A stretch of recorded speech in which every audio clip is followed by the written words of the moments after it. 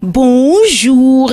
Plusieurs sujets font le menu des journaux parus ce jour. Réumi Quotidien révèle que des responsables de l'APR à Dakar ont engagé une vaste campagne d'achat de l'honneur politique des conseillers de Taxawu Dakar et sa marchande comme au forail. Plus de 400 conseillers sont visés et selon Pape Amadou Gaye de Réumi Quotidien, ces conseillers sont démarchés entre 300 et 500 000 francs CFA. Ce même journal nous apprend que le ministère de l'Intérieur et de la Sécurité publique a autorisé la remise de la liste des électeurs du département de Dakar à toute entité participant à l'élection des hauts conseillers en vue de garantir sa transparence. Le ministre de l'Intérieur à And Taxawu Dakar, voici le fichier, s'exclame le quotidien. Le quotidien populaire rapporte l'escalade verbale à la veille des élections entre And Taxawu Dakar et Benno Bokk Yakaar. Abdoulaye Diouf Sarr, je ne vois pas comment ils pourront gagner les élections. Gare à celui qui tentera de voler ces élections, averti pour sa part Khalifa Sall. Ils sont tous à lire dans le populaire. Réumi Quotidien se penche pour sa part sur le conflit si-ido qui oppose Ousmane Tanor Dieng à Khalifa Sall. La chronique du piroguier est à lire à la page 4 de Réumi Quotidien. Journal où la Cogère prévient Khalifa Sall. En effet, les jeunesses républicaines prennent très au sérieux les menaces faites par Khalifa Sall et compagnie de saboter le vote des hauts conseils des collectivités territoriales. Et la Cogère promet de leur réserver une opposition farouche le jour J si on en croit Réumi Quotidien. Le quotidien Enquête revient sur le front pour la défense du Sénégal, Manko Wattu Sénégal mis en place. Et avec ce front, l'opposition se rebiffe, voit ce journal qui indique que le PDS, le Réumi, l'Acte, PASTEF, AJ/PADS, grand parti, compte aller en croisade contre le régime. Dans l'Observateur, c'est Viviane Bampassi, le ministre de la fonction publique, qui cogne Sonko. On ne peut pas admettre qu'un fonctionnaire s'attaque de façon très virulente au chef de l'État. C'est de l'agitation qu'on fait dans l'affaire Sonko.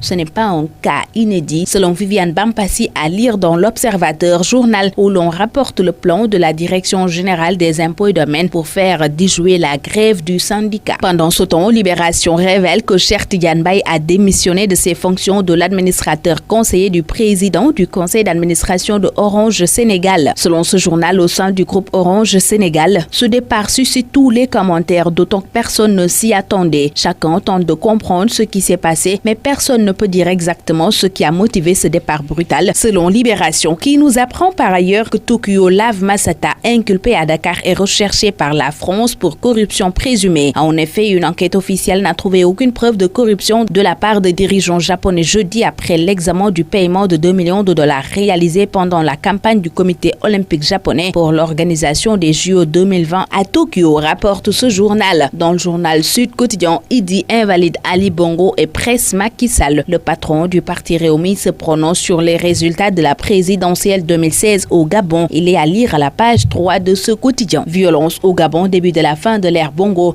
Quelle attitude pour Dakar, s'interroge l'analyste de Réumi Quotidien. Tout le monde sait que c'est le début de la fin de l'ère des Bongo, mais il appartient à l'Union africaine et les organisations sous-régionales de porter les voix africaines et de dire ces 4 vérités à Ali Bongo, selon Hassan Samb, qui soutient que le Sénégal est mal placé pour le faire. Il a des intérêts économiques, sociaux et politiques qui font qu'il ne peut être le seul État africain à se prononcer sur une catastrophe électorale qui a plongé un pays si paisible dans ce qui prend les allures d'une guerre civile. La suite de l'analyse d'Hassan Samb est à lire à la page 4 de Réumi Quotidien. Bonne lecture à tous.